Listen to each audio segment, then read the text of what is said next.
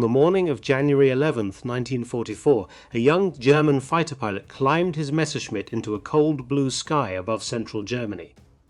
He had done this many times before. He knew exactly how the day would go. The American bombers would come. Their little escort fighters would run out of fuel and turn back, and then he and his squadron would move in and kill them, the way they had killed them for 2 years. He was wrong about all of it, because that morning, for the first time in the war, the American fighters did not turn back. They kept coming, all the way to the target, all the way to Berlin, if they had to, and one of them, a single Mustang with 2 Chinese words painted on its side, would do something no one in the sky had ever seen a fighter pilot do before. This is the story of the day the German pilots looked up and understood they had lost the war. The sky over Schweinfurt had turned black on the afternoon of October 14, 1943. Not from clouds, from burning bombers. 291 flying fortresses had crossed the German border that morning. 60 of them would never come home. Another 142 would return with holes punched through their skin, engines dead, crews wounded or missing. In a single afternoon, the United States 8th Air Force had lost the equivalent of an entire combat wing. The men called it Black Thursday. At his headquarters at Pintree, outside London, Lieutenant General Ira Eaker read the loss reports and understood something terrible. His entire theory of war was breaking apart in front of him. For 2 years, the Americans had believed something the British had already stopped believing. They believed a heavily armed bomber, flown in tight formation, could defend itself, that formations of B-17s bristling with 50 caliber machine guns could punch through enemy fighter defenses in broad daylight, hit precision targets, and return home. Schweinfurt proved they could not. The math was brutal. At a 10% loss rate per mission, the statistical chance of a bomber crew surviving 25 missions was almost zero. Air crews knew this. They flew the missions anyway, but they knew Eaker had run out of answers. The bombers needed fighter escort all the way to their targets. But no American fighter had that kind of range. The P-47 Thunderbolt was a magnificent aircraft, brutal and fast, but even with drop tanks it could barely reach the German border before its fuel gauges began to bite. The P-38 Lightning had more range, but there were too few of them, and most were fighting in the Mediterranean and the Pacific.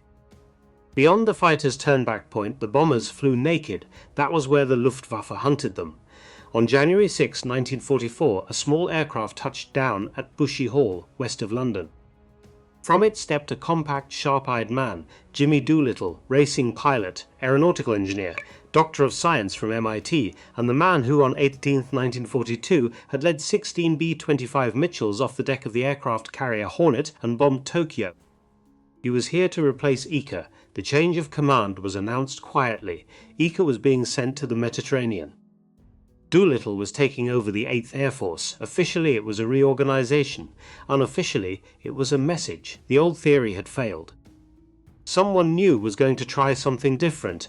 Doolittle had 5 days before the next major mission. He was going to need every one of them.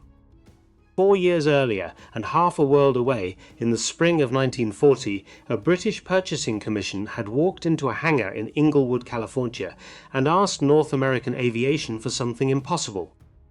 They wanted fighters, right now, hundreds of them. The Battle of Britain was coming, and the Royal Air Force needed every aircraft it could get.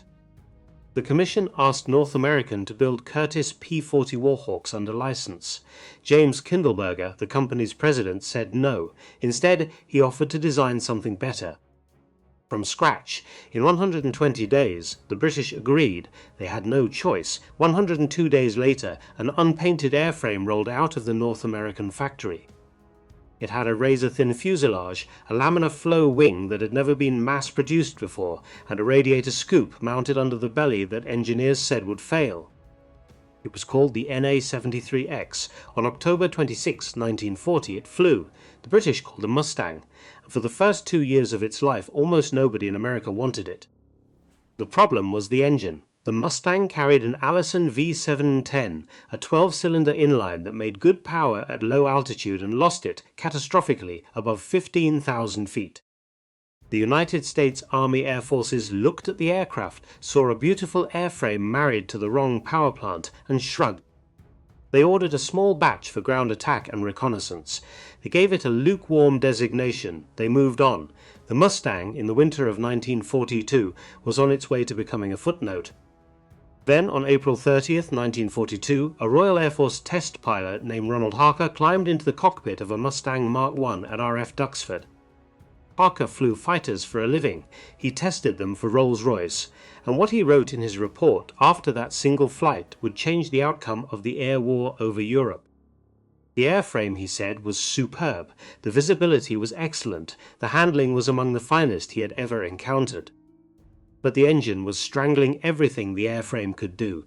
Give this aircraft the Merlin, Harker wrote, and you will have the finest fighter in the world.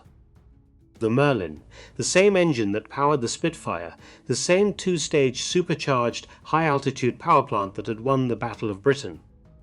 Within months the marriage was performed. A Packard-built Merlin was mated to a Mustang airframe. The prototype flew in November 1942. The performance numbers came back and stopped conversations in rooms full of engineers. 20,000 feet in 5.9 minutes. 440 miles per hour at altitude, range with drop tanks that could reach anywhere in Germany and come home again. The aircraft that had almost been abandoned was suddenly the most important fighter in the American arsenal. Production of the new variant, the P-51B, began at Inglewood in June 1943. By November, the first squadrons were forming up in England. They just needed pilots. In a city called Canton, on the southern coast of China, a boy had been born on April 8, 1913. His father was an American ophthalmologist teaching eye surgery at Canton Christian College. His mother spoke Chinese fluently. The boy grew up between two worlds. He learned Mandarin as a child. He watched Chinese soldiers march past the family home during the warlord conflicts of the 1920s. He came of age understanding what most American boys did not. That war had a face, that empires could crumble. That distance from the fighting did not mean safety. His name was James Howell Howard. He came to the United States for high school. He attended Pomona College in California. He joined the United States Navy and earned his wings at Pensacola. By 1941, he was a Navy fighter pilot flying off the wooden deck of the aircraft carrier Enterprise. Then, in the spring of that year, an offer arrived. A retired Army captain named Claire Chennault was recruiting American pilots for a secret mission. They would fly for the Republic of China. They would fight the Japanese. They would fly a fighter called the Curtiss P-40 Warhawk. The pay was good. The odds were not. The name of the unit had not yet been made public. The world would come to know them as the Flying Tigers. Howard resigned his Navy commission and boarded a ship for the Far East. 2 weeks after Pearl Harbor, he was flying combat over Burma. In the sky above the country of his birth, James Howard shot down 6 Japanese aircraft. He learned that a fighter pilot's most important weapon was not his guns.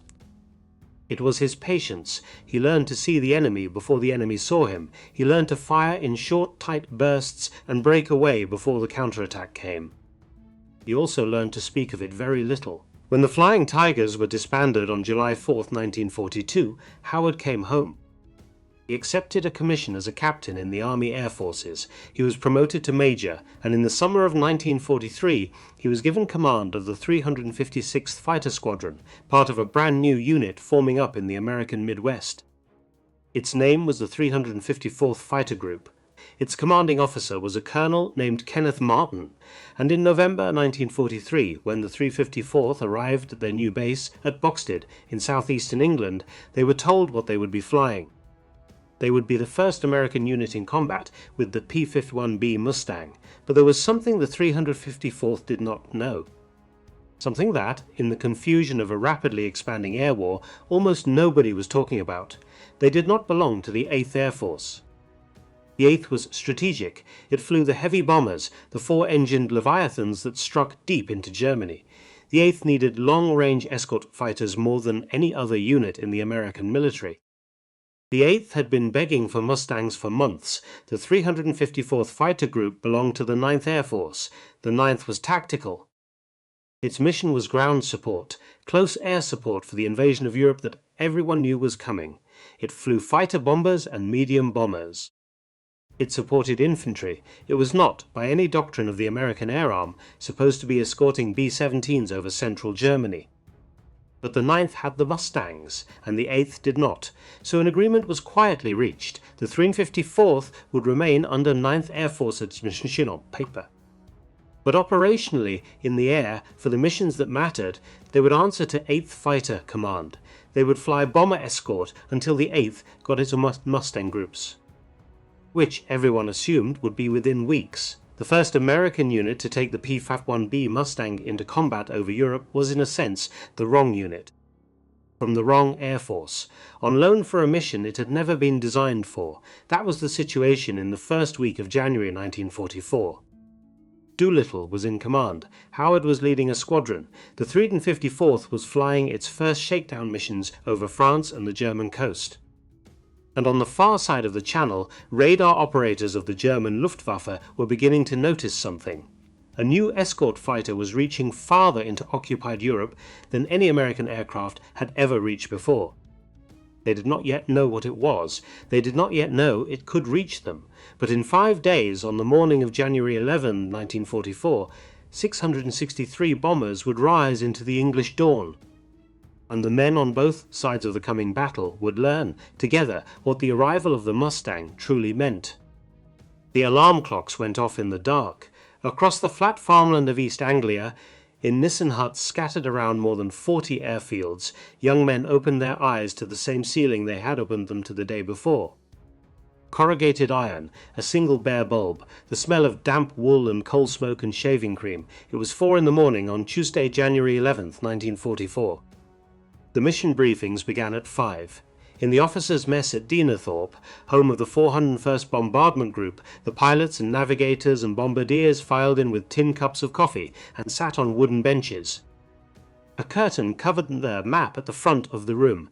Everyone knew what that curtain meant. When it came down, some of them would find out they were going to die that day. The curtain came down. The red yarn on the map ran east from England, across the North Sea, over the Dutch coast, and deep into central Germany. Deeper than most of them had ever flown. The tape ended at 3 cities: Oschersleben, Halberstadt, Braunschweig, 100 miles southwest of Berlin. At the front of the room, the intelligence officer explained what waited for them. The AGO Flugzeugwerk at Oschersleben was the largest producer for Fokker 490 fighters remaining in the Reich after the Marienburg plant had been destroyed. The Junkers factory at Halberstadt was making wings for Ju-88 bombers. The Wagam works near Braunschweig were building Messerschmitt 110 HAV fighters, the twin-engine killers that carried rockets under their wings and fired them into bomber formations from beyond machine gun range. The men in that room understood the equation immediately. They were being sent to destroy the very aircraft that would rise up to kill them. At Boxted, 40 miles to the east, the pilots of the 354th Fighter Group were getting the same briefing at the same hour. Their target was different. Their job was to keep the bombers alive. Major James Howard sat in the second row and listened. He was 30 years old. He had a narrow face, dark hair cut short, and the quiet manner of a man who had already survived one war and did not feel the need to talk about it. The other pilots in the room called him Major. A few of the older ones, the ones who had been with him since the group formed up in the American Midwests, sometimes forgot and called him Sir. At the front of the room stood Colonel Kenneth Martin, 33 years old, Group Commander, a career fighter pilot who had waited most of his adult life for this moment. Martin explained the plan. 663 heavy bombers would take off in 3 divisions. The 1st Bombardment Division would strike Oschersleben. The 3rd would hit Halberstadt. The 2nd would go to Braunschweig. P-47 Thunderbolts would escort them across the North Sea and as far into Germany as their fuel allowed. Then the Thunderbolts would turn back. At that moment, at the deepest point of the mission, 49 P-51B Mustangs of the 354th Fighter Group would meet the bombers over the target. They were the only long-range escort in the entire European theatre. 49 fighters, 663 bombers. The rest of the German sky belonged to the Luftwaffe. Martin ended the briefing with something close to a smile. Any questions? There were none. Takeoff began at 7:30 in the morning. If you have ever stood on a runway in the English winter, you know the feeling. The mist rolls low across the grass. The taxiways glisten with frost. The engines of a 4-engined bomber, spinning up in the cold, sound like something ancient and enormous being wakened against its will. Now imagine 663 of them. They rose from more than 40 fields across East Anglia, B-17 flying fortresses. B-24 Liberators, silver and olive drab, forming up in the pale winter sky, wingtip to wingtip, climbing to 20,000 feet in slow, patient spirals. By 9 in the morning, the formation was crossing the Dutch coast. That was when the weather began to fail. The forecast had promised broken cloud over Germany. The reality was solid overcast, climbing higher than the bombers could fly, streaming in from the northwest in unbroken layers. The lead navigators radioed back to command. The escort fighters were losing sight of their charges. The bomb groups were losing sight of each other. At Pintree, on the outskirts of London, the operations staff of the 8th Air Force made a decision. Recall, the order went out over the wireless. The 2nd Bombardment Division, headed for Braunschweig, turned around and began the long flight home. The 3rd Bombardment Division, headed for Halberstadt, did the same. The 1st Bombardment Division did not. At the head of the 1st flew a B-17 carrying a 39-year-old Brigadier General named Robert Falligan Travis. Travis was a tall, hard-jawed Georgian, a West Point graduate, and one of the youngest general officers in the American Air Arm. He had commanded combat units in North Africa and England. He was known as a man who led from the front. Today, he was leading from the front of the deepest penetration mission the 8th Air Force had ever attempted. The recall order reached his radio operator. Travis read it. He looked out through the cockpit windows at the 238 bombers strung out behind him in the winter sky. He calculated the distance to the target. He calculated the distance back to England. He weighed the risk of turning a massive formation around inside German airspace, breaking up the defensive box, exposing every bomber to the Luftwaffe individually. Then he made his decision. He would press on. Historians have argued about that decision for 80 years. Some have called it courageous. Others have called it reckless. What is certain is this. When Robert Travis chose to continue toward Oschersleben on the morning of January 11, 1944, 238 American heavy bombers stayed with him. And 60 of them were not going to come home. Below them, on the frozen airfields of northern Germany, the Luftwaffe was climbing to meet them. From bases at Dielen and Rhein and Wunstorf and Jever, the fighter groups of the German air defense were scrambling. Jagdgeschwader 1, Jagdgeschwader 3, Jagdgeschwader 11, Zerstörergeschwader 26, the Messerschmitt Bf-109G, the Focke-Wulf 190A, and the Bf-110 twin-engined heavy fighter, ungainly and slow, but armed with something the American bomber crews had learned to fear. Rockets. The Wurfgranat 21, a 21-centimeter mortar shell mounted in a tube slung under each wing, fired from beyond the range of the bomber's 50 caliber machine guns. One rocket, well placed, could break a B-17 in half. The German plan had not changed in months. Wait for the escort fighters to turn back. Then move in. Fire the rockets from long range. Watch the American formation disintegrate. Send the single-engine fighters in through the wreckage to finish the survivors. It had worked at Regensburg. It had worked at Schweinfurt. It had worked again and again through the terrible autumn of 1943. There was no reason to believe it would not work today. At exactly the moment the German fighters expected, the American P-47 Thunderbolts began to turn for home. They had reached the limit of their fuel. They banked, one by one, and dove away toward the west, leaving the bomber formation naked. The Bf-110s of Zerstörergeschwader 26 leveled off 10,000 feet above the bombers, opened their rocket tubes, and prepared to fire. That was when the escort arrived. 49 Mustangs, dropping down through the overcast, cutting straight through the German attack formation before the German pilots even understood what they were seeing. Colonel Kenneth Martin led the 354th into the fight. He picked out a Bf-110, closed on it from behind, and opened fire. The German pilot broke hard. Martin followed. The engagement was over the town of Halberstadt at 25,000 feet. What happened next has never been entirely resolved. American witnesses reported that Martin's Mustang closed too fast, that he was unable to break off in time, that his aircraft and the Bf-110 collided in mid-air, disintegrating together in a fireball that spread across a mile of sky. Some accounts have suggested it was deliberate, that Martin, seeing that his target would escape, chose to ram it rather than let it live to attack the bombers. There is no way to know. Martin survived. He bailed out at high altitude, drifted down through the freezing German air, and was captured within hours by local police. He would spend the next 16 months as a prisoner of war at Stalag Luftí on the Baltic coast at Bath. The first American unit to take the P-51 Mustang into major combat over Germany had just lost its commanding officer. Nobody in the American formation knew it yet. The battle spread across 100 miles of sky. Individual Mustangs, separated from their leaders in the confusion, hunted individual German fighters. Some dove after Bf-109s, trying to escape at low altitude, and discovered for the first time in the war that an American fighter could catch them. Others climbed after Focke-Wulfs and outturned them in the thin air above 30,000 feet. For the German pilots, something was happening that had never happened before. They tried to disengage, they rolled, they dove, they broke away in the sharp sudden climbs that had let them escape from P-47s and P-38s for 2 years.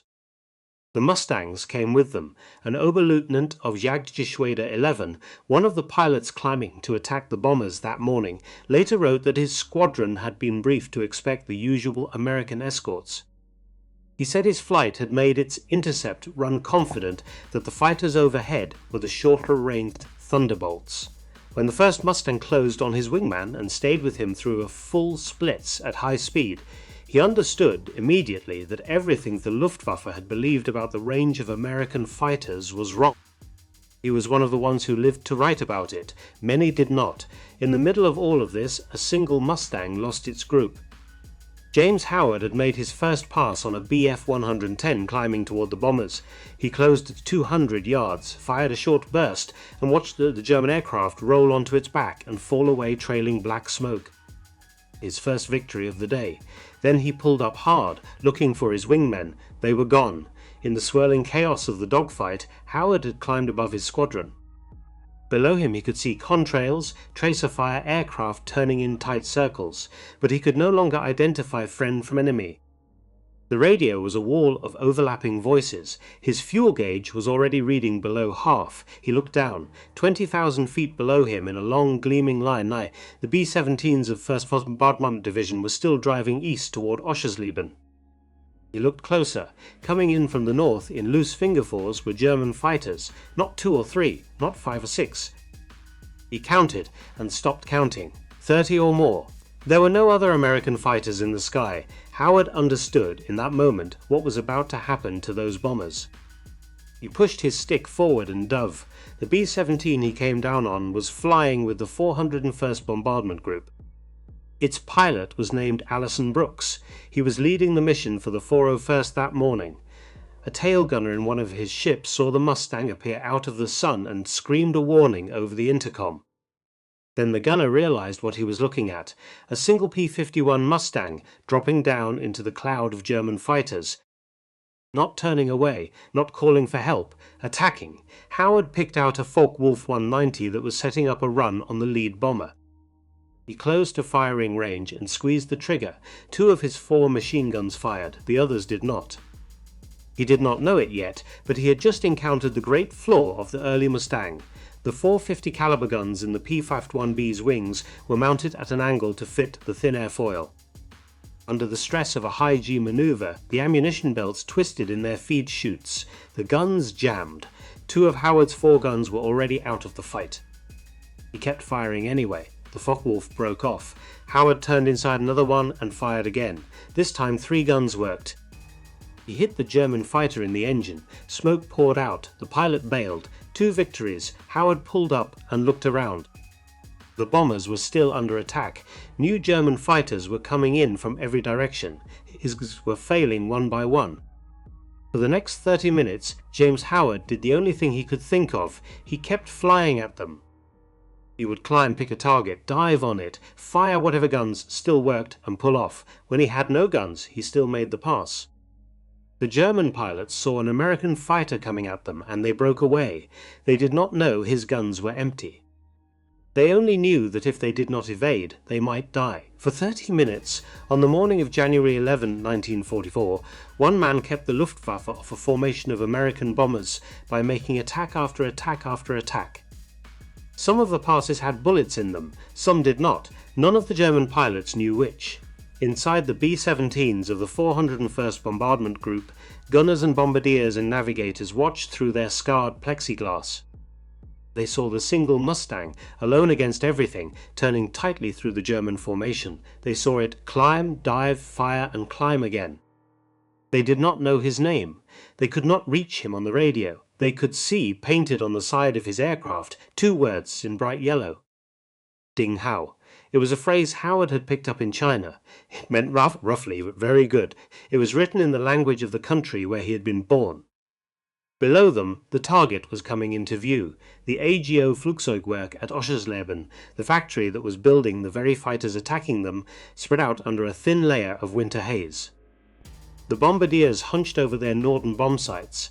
The bomb bay doors ground open. The bombs fell. The formation turned for home.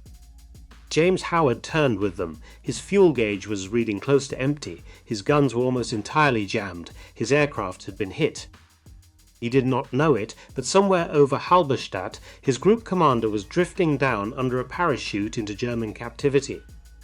He knew only that he had to keep the bombers alive as long as he could. He flew alongside them, on the north flank of the formation, all the way to the Dutch coast. By the time the last Bf-109 broke off pursuit, James Howard had been in continuous combat for nearly 40 minutes. He had made, by the count of the bomber crews who watched him, at least 6 attack runs. He had fired the last of his ammunition somewhere over the German border. He had, on his own, protected a group of B-17s that had every reason to expect they would not survive the day. 60 American heavy bombers did not come home from the raid of January 11, 1944. The 401st Bombardment Group lost 4.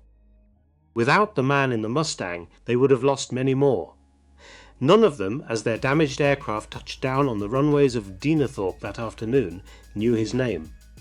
But their commander, Colonel Harold Bowman, wanted to, and by the following week so would the entire United States of America. The Mustang came in low over the Essex countryside just before 3 o'clock in the afternoon. Its cowling was blackened. Its skin was streaked with oil and cordite. Along the port wing, 3 neat holes marked where a Focke-Wulf's cannon shells had passed through without finding anything vital. James Howard set the aircraft down on the runway at Boxted and let it roll. When the ground crew climbed onto the wing and looked in at him, they saw a man who looked tired. Nothing more. He unbuckled his harness, climbed out, and walked toward the debriefing hut with the steady, unhurried stride he had used every other day of the war. The intelligence officer asked him what had happened. Howard thought about it. He said he had gotten separated from his group. He said he had found a bomber formation under attack and had done what he could. He said he thought he had shot down 2 German fighters. Possibly 3. He was not sure. He asked whether the bombers had made it home. The intelligence officer did not know yet. Howard nodded, signed the report, and went to find something to eat. 40 miles to the north, at Dienethorpe, the surviving B-17s of the 401st Bombardment Group were coming home one by one. The runway lights were on before the last of them landed. Ambulances waited at the hard stands. Ground crews stood in the cold, counting aircraft as they came in, subtracting each returning bomber from the number that had left in the morning. When the arithmetic was finished, 4 B-17s is missing. It should have been many more. Inside the operations building, the pilots were being debriefed. And again the same story came out. There had been a Mustang, one Mustang. It had appeared out of the clouds when the German fighters came in. It had stayed with them all the way through the target run. It had fought off attack after attack, alone, for more than half an hour. When it finally broke off and turned for home, the German fighters had broken off with it. Nobody knew whose it was. Nobody had seen the pilot's face, but every man in that room remembered 2 things: a yellow marking on the side of the aircraft, and 2 Chinese words painted below the cockpit. Colonel Harold Bowman, commanding the 401st Bombardment Group, listened to the reports. He had lost 4 crews that afternoon, 40 men, fathers, sons, brothers, husbands. Now his surviving pilots were telling him that most of the men who had come home had kept alive by a single fighter pilot whose name nobody knew. Bowman picked up the telephone. He called every fighter group within escort range of Oschersleben. He asked the same question at each base. "Do you have a pilot who was over Oschersleben this morning, alone, in a Mustang with Chinese writing on it?" At Boxted, the answer came back, yes. Major James Howard, 356th Fighter Squadron, 354th Fighter Group. The following Monday morning, and a young reporter for the New York Times named Frederick Graham arrived at Boxted with a photographer. Graham was one of a small group of American war correspondents attached to the 8th Air Force. He had covered aircrew stories before. He had heard, filtered through the censors, the outline of what had happened on the mission of January 11. He had come to see the man who did it. Howard did not want to be seen. He agreed to the interview because his commanding officer told him to. He sat on the edge of a folding chair in a Nissen hut. He answered questions in short, even sentences. When Graham asked him how many German aircraft he had shot down, Howard said he was not sure. When Graham asked him what he had been thinking as he attacked 30 enemy fighters alone, Howard said he had seen a job that needed doing. Graham asked whether he had been afraid. Howard said he had been busy. The story ran in the New York Times on January 19, 1944. The headline read, "One-Man Air Force belittles his feat." The next morning, James Howard was famous. Newspapers across America ran his photograph. Radio broadcast described the fight in language that was probably too dramatic. Andy Rooney, then a young reporter for Stars and Stripes, called it the greatest fighter-pilot story of the war. Letters began to arrive at Boxted from parents of B-17 crewmen thanking him for their sons' lives. Howard read a few of them. He did not know how to answer them. He wrote back to some anyway. 5 months later, in June 1944, on the eve of the invasion of Europe, General Karl Spaatz pinned the Medal of Honor onto the tunic of James Howell Howard on a windswept airfield in England. Howard was the only fighter pilot in the entire European theatre of operations to receive the medal and live. The only other airman awarded the Medal of Honor for aerial combat over Europe was Lieutenant Colonel Leon Vance of the 489th Bombardment Group, who had received it for keeping a shot-up B-24 in the air over Normandy on June 5, 1944. Vance died on his way home to the United States, in a transport aircraft that disappeared over the North Atlantic 7 weeks later. 2 men. One survived. The citation for Howard's medal did not come from his own report. He had barely written one. It came from the crews of the 401st Bombardment Group, bomber pilots, bombardiers, radio operators, waist gunners, men who had watched from their windows and turrets as a single American fighter kept them alive. Their words were what General Spaatz read that morning. Their gratitude was what the medal was made of. By the time Howard received it, everything about the air war over Europe had changed. At the end of January 1944, Jimmy Doolittle had walked into his headquarters at High Wycombe and given an order that broke 60 years of military doctrine. American fighters would no longer be tied to the bombers. They would be released ahead of the bomber stream to hunt. Bomber crews complained. They wanted their little friends close, where they could see them. Doolittle did not care. He had studied the mathematics of Schweinfurth. He had studied what had happened on January 11.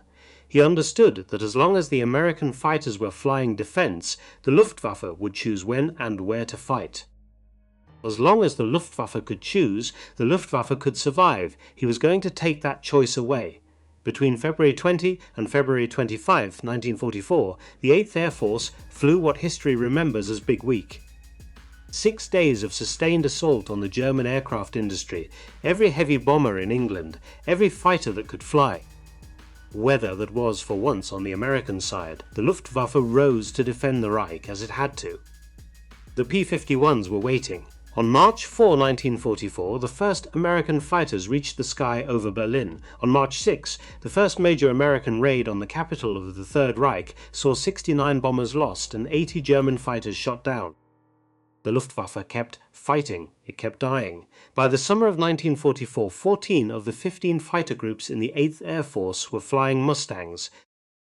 The one that was not was the 56th Fighter Group, which held on to its P-47 Thunderbolts out of pride, and by the end of the war had the highest kill total of any American fighter group in Europe. But they were the exception. The rule, after January 11th, 1944, was the Mustang, and the rule was killing the Luftwaffe. The numbers tell the story more clearly than any narrator can. In 1943, the Luftwaffe lost roughly 2,400 aircraft on the Western Front.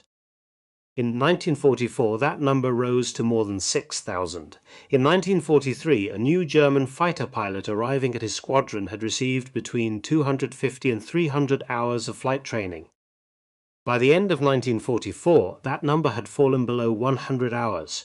An American replacement in 1944 arrived with more than 400 hours in his logbook. That was the equation Adolf Galland, the Luftwaffe's general of the fighter arm, understood better than anyone. In his memoirs, written after the war, Galland was blunt about what had happened. The appearance of long-range American escort fighters, he wrote, was the decisive factor in the defeat of the Luftwaffe, not the bombing itself. The bombing hurt, but the German aircraft industry, dispersed into forests and rail tunnels and small workshops, actually reached its highest monthly production figures in September 1944, when it built more than 3,300 fighters in a single month. The Germans were not running out of aircraft. They were running out of men who could fly them. The men who could fly them had been killed in the sky over their own country by escort fighters that did not turn back. James Howard did not stay in combat much longer. On January 30th, 1944, less than 3 weeks after Oschersleben, he shot down another Bf-110 in a fight over Brunswick. On April 8th, 1944, he shot down a Focke-Wulf 190 over the same city. It was his 6th aerial victory of the European War. His 12th of the entire conflict, counting the 6 he had scored in China with the Flying Tigers. Shortly afterward, he was rotated home to help train new fighter pilots at bases in the American Southeast. The war went on without him. His squadron mates flew escort over Normandy on D-Day. They flew over the Ardennes during the German counteroffensive in December. They flew over Berlin in the last weeks of the war, and they came home in the spring of 1945 to a country that had almost forgotten why they had gone. Colonel Kenneth Martin, the group commander who had rammed his Mustang into a Bf-110 over Halberstadt on the morning of January 11, spent 16 months as a prisoner of war at Stalag Luft. He was liberated by Soviet forces in May 1945. He came home, resumed his career, and eventually retired as a colonel. He rarely spoke about the war. Brigadier General Robert Travis, the man who had chosen to continue the mission into Germany after the recall order, went on to command combat wings in the Pacific. He was promoted to Major General after the war. On August 5, 1950, he was killed in the crash of a B-29 Superfortress at Fairfield Swinson Air Force Base in California. The base was renamed in his honor. To this day, it is called Travis Air Force Base. Adolf Galland survived the war, wrote his memoirs, and became one of the most respected voices in post-war aviation history. He died in Remagen, Germany, in 1996. The men Howard fought that morning, the pilots of Jagdgeschwader 1 and Jagdgeschwader 11 and Zerstörer 26, mostly did not survive. The ones who did rarely spoke of it. The ones who wrote memoirs, as some of them did, described the arrival of the long-range American fighter in nearly identical terms. They had understood on that day that the war was going to be lost. Not that day, not that week, not that month, but eventually, and that from that morning forward there was no longer any patch of German sky where a Luftwaffe pilot could rest. James Howard came home to the United States. He married, he had children, he went into business in St. Louis and then in Florida. He served as the director of a small airport near St. Petersburg. In 1991 he published a memoir. He called it Roar of the Tiger. It is a quiet book, written by a man who had never quite understood why so many people wanted to know his story. He died in Bay Pines, Florida, on March 18, 1995. He was 81 years old. His Mustang, the 51B with serial number 43631, the aircraft the world knew as Ding Hao, did not survive the war. After Howard rotated home, the aircraft was flown by other pilots of the 354th Fighter Group. It was eventually damaged beyond economic repair and scrapped for parts. Not one of Howard's original combat aircraft is known to exist today. The story survived, the airplane did not. 80 years have passed since the morning of January 11th, 1944. The airfield at Boxted has become farmland. The airfield at Dienethorpe has become farmland. The town of Oschersleben, once the centre of Fokker-Wulf production for the Third Reich, is now a quiet market town in the German state of Saxony-Anhalt. Old men who were boys when the bombers came still remember the day the sky filled with contrails and the smoke rose from the factory beside the railway. Somewhere in the archives of the United States Air Force is a report, written in the flat, careful language of a debriefing officer, describing the actions of Major James Howell Howard on the morning of January 11th, 1944. The document runs a few pages. It does not use the word hero. Howard would not have permitted it, but the men whose lives he saved that morning are the reason we remember him. They were the ones who told the story. They were the ones who, in the debriefing huts at Dienethorpe that afternoon, described a single Mustang appearing out of the clouds when they had no reason to expect help. They were the ones who, in the years that followed, wrote letters and gave interviews and stood at podiums and said quietly that they were alive because of a man they had never met. That is what the medal was made of, that is what the story is made of, and that is what the sky over central Germany on the morning of January 11, 1944 gave to the young men in the bombers and the young men in the fighters and the young men who came after them. A moment when the balance shifted, a moment when the range of an American fighter and the courage of a single American pilot and the desperate arithmetic of a war that had gone on too long all came together in the winter sky above a factory town no one had ever heard of. The Luftwaffe would keep fighting for 16 more months, but the men who flew that day understood what had happened. The hunters had become the hunted, and the American bombers, for the first time in the long, terrible history of the daylight air war, had a friend who could go all the way with them. All the way to the target, all the way home.